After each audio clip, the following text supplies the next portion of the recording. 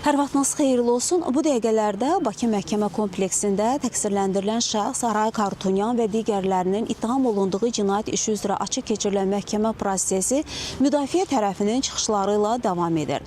Ötən məhkəmə iclasında təqsirləndirilən şəxslərin bəzilərinin vəkilləri çıxış etmişdi. Bugünkü məhkəmə iclasında isə digər təqsirləndirilən şəxslərin vəkilləri müdafiə nitqi ilə çıxış edirlər. Qeyd edək ki, təqsirləndirilən şəxslərin vəkilləri çıxışlarında məhkəmə istintaqı zamanı araşdırılan sübutlarla, faktlarla bağlı bəzi məqamları qeyd edirlər. Bəzi vəkillər çıxışlarında təqsirləndirilən şəxslərinin özlərini təqsirli bilmədiyini vurğulayırlar. Bəzi vəkillər isə çıxışlarında təqsirləndirilən şəxslərin ibtidai istintaq zamanı və məhkəmə istintaqı zamanı səmimi ifadə verdiyini qeyd edir. Digər vəkillər isə fikirlərində bildirirlər ki, təqsirləndirilən şəxslər özləri könüllü şəkildə təslim olublar.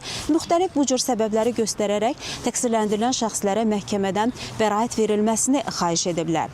Qeyd edək ki, təqsirləndirilən şəxslərin hüquqlarını, hər bir təqsirləndirilən şəxsin hüquqlarını iki vəkil, iki müdafiəçi müdafiə edir. Məhkəmə istintaqı yekunlaşdıqdan sonra dövlət ittihamını müdafiə edən prokurorlar çıxış etmişlər və prokurorlar çıxışlarında təqsirləndirilən Aray Kartunyan, David İşxanyan, David Manukyan, David Babayan və Leva Mnasakanyanın ömürlük azadlıqdan məhrum olunmasını, Bako Sakyan, Arkadi Qukasyan, Madat Babayan, Melikset Paşayanın isə 20 il müddətinə azadlıqdan məhrum olunmasını, digər təqsirləndirilən şəxslərin isə 19, 18, 17, 16 il müddətinə azadlıqdan məhrum olunmasını məhkəmədən xahiş etmişlər. Eyni zamanda zərərçəkmişlər və zərərçəkmişlərin hüquqi varisləri də, onların vəkilləri də dövlət ittihamını müdafiə edən prokurorların çıxışları ilə razılaşdıqlarını və həmin müvafiq cəzaların təyin olunmasını məhkəmədən xahiş etmişlər. Bundan sonra isə müdafiə tərəfinin çıxışlarına başlanılıb, təbii olaraq vəkillər çıxış edirlər və vəkillərin çıxışları da yekunlaşdıqdan sonra